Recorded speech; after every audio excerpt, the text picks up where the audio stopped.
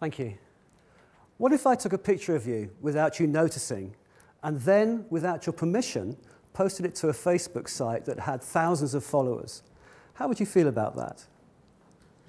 You see, street photography and social media are incompatible, aren't they? On the one hand, you have candid photography of unaware people, and on the other, you have a social media giant whose users are noted for their concern on privacy. And yet, 2 days ago, I celebrated 8 years of continuous daily pictures to that Facebook site. During that 8 years period, only a handful of people have ever asked for their picture to be removed. That's surprising, I think. The reason that I do it is that when I tell people that I'm from Cambridge, they very often imagine that I must be a member of one of the universities here, or one of the colleges here. Nothing could be further from the truth. I was born here, and I've lived here all my life, and I'm certainly not an academic. But being home to a world-renowned university means that whenever we think about Cambridge, these are the sorts of images that immediately come to mind. They are part of a rhetoric of a city that has held good for centuries. And like all effective rhetoric, it is driven by our own desire. This is the Cambridge that people want to see when they visit. And this is the Cambridge that much of the city itself wants to promote. But Cambridge is not a university campus. It is a city like every other, where ordinary people go about their everyday lives. But there seemed to be very little recording of these people. Perhaps because there's always been something more beautiful to photograph. But I thought I might try to change that. And so it started with this very first picture of a painter and decorator on the 15th of March 2010. As I raised my camera to take this picture, he splashed paint on his sandwiches, which are on the pavement below. The look of self-loathing on his face was brilliant. And I got hooked. I thought that I'd caught a moment. And I made the decision there and then to take more pictures of ordinary people and post them onto a Facebook page. Not just occasionally, but every day for a year, to provide at least just some record of these people's lives and the passing of time. I observed their behavior. I looked at their posture and their expressions, and hoping to find, if you like, a fleeting moment of something that might reveal something of their character. And sometimes I got caught. But when I did, even when I did get caught, they seemed to retain an element of spontaneity that would otherwise have been lost had I asked for their permission. And when the year was up, I didn't want to stop, so I just carried on taking pictures. The project seemed to be having a positive effect on my spirits. And every day I looked forward to be going out on what I regarded was a kind of a human safari. So I learned how to anticipate, to trust to spontaneity, and sometimes to even get up early in the morning.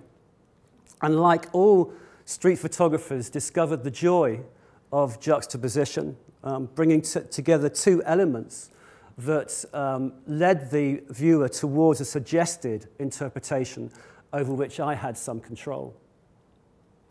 But as my confidence in photography was growing, so too was the criticism of my pictures online. How I believed that people would be comfortable with me posting candid pictures on Facebook, where everybody seemed to have an opinion on what was acceptable, was kind of naive, I thought. If I was going to continue with the project, then I needed to be open and clear about what exactly it was that I was doing. And so I pasted notices on Facebook and on my website, declaring sort of what it was I was actually doing and the exact nature of street photography and why I didn't ask for permission from my subjects. I also took the opportunity to point out that what I was doing was permitted under UK law. But I realized that taking a legal picture was one thing, and posting it onto Facebook without permission was another. So I made the offer to remove any picture immediately if the main subject requested it. But I also offered an incentive of a framed photographic print if the main subject found themselves online and liked what they saw. I also needed to create an environment of trust and respect. And so, again, I deleted very quickly any comments aimed at my subjects, unless they were kind and generous. And finally, I needed to declare as a photographer where I stood on sensitive issues like photographing children. I knew that I didn't want to exclude children from my observations because they were just too important. Why? Because children remind us what it's like to be joyful and to love life. I didn't want to stop taking pictures of children, but I understood the backlash, the reason for the backlash. Not least that parents can be very protective, as I found out shortly after taking a picture of this man's young son. The solution was to include a parent in the picture. The children were then conceptually protected by their own parents in the photograph. And parents loved these pictures. They could see themselves being great mums and dads in photographs that they themselves could never have captured because they didn't know they were being taken. Having found a way to continue to photograph children, I then needed to look at other vulnerable groups like the homeless. When I first started street photography, I gravitated towards the homeless because I reasoned that if I was documenting life on the streets, then why ignore the very people that were always there? But over time, I became less comfortable with it and decided that it was just a little bit too exploitative. I remember the last picture that I published of somebody who appeared to be homeless. And I remember stating that I had decided not to take pictures of the homeless anymore. Very quickly, I received a comment which said, "He's not homeless, he's my husband." That one comment made me realize that as a photographer, I had to learn to observe and perhaps not evaluate. And even as a person, perhaps to try and keep an open mind and not to judge. But my audience, too, were very quick to jump to assumptions. I published this picture of a lady to universal condemnation, with people saying that it was unforgivably intrusive. But what was it about this picture that made people think that? And why didn't this picture, taken in the same month, not do the same? It might have been the detail that I observed that people perhaps might have missed of the two little teddy bears in the bag mirroring the couple on the bench. Because, again, this picture received a torrent of criticism. And yet, this picture, published in the same week of another couple, received just likes. I think that perhaps we are all guilty sometimes of jumping to conclusions and making judgments based on a snapshot in time, and perhaps not allowing a little bit more time to look further or deeper. The last vulnerable group emerged when I started to publish the same picture that I had taken 5 years ago to the day. I did this because with a much wider audience now, I thought that perhaps more people might find themselves and that we could perhaps hear their stories. What I hadn't considered, though, was that in the intervening 5 years, some of those people had died. And I was worried that I might harm these people posthumously in some way. I needn't have worried. There was a tranquility in this man's waiting that I found very endearing. And so I took this picture. When I published it 5 years later, I learnt that sadly he had died. But I also learnt that he was a highly respected violinist and composer, and that his sister had taught Prince Charles to play the piano. I learned this and so much more about this man's amazing life from the comments left by his family, his friends and acquaintances. This wonderful man was a professor of history at Harvard University, but in his retirement, he visited the university library every day, right up until he died at 93 years old. Proof, if ever it was needed, that the appetite for knowledge increases ever with its acquisition. And I published this picture of the Reverend Dr. John Hughes, Dean of Jesus College Chapel, on Ascension Day 2014. He died in a car crash exactly a month later. This picture received the most comments of any picture that I've ever published. Hundreds and hundreds of people, each with their own eulogy. My favorite being, your picture has a surreal quality of moving from one life into the next. There was a time when these conversations would have happened in the village square or in the post office. The fact that they happened on my Facebook page, I found quite remarkable and very touching. There were others, and there continue to be others. But I'm often asked, what are my favorite pictures? I'd like to show them to you now and tell you why. Out of frame here is a busker playing on the right and about a dozen people listening when this gentleman appears and drops a £1 coin into the guitar case. He didn't strike me as somebody of any great means, but it wasn't so much his generosity that caught my attention, but the smiles on everyone's faces as he scooted away.